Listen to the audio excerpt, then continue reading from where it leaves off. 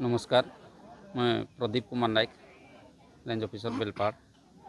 आम यही कार्यक्रम हाथ के नहीं करी लोक मान को सचेतन करछूँ आज आमर तृतीय दिवस होची आज जाए आम जेन लोक मान को किंबा आमर कार्यक्रम रे जो योगदान दौन विभिन्न प्रकार VSS EDC छात्र छात्री तथा स्कूल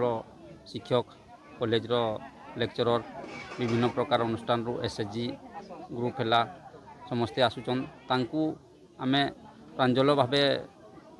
बुझे दौचु आउ केमती प्लास्टिक वर्जन करेंगे आउ तरफ जमती वार्ताटा जीव समस्त को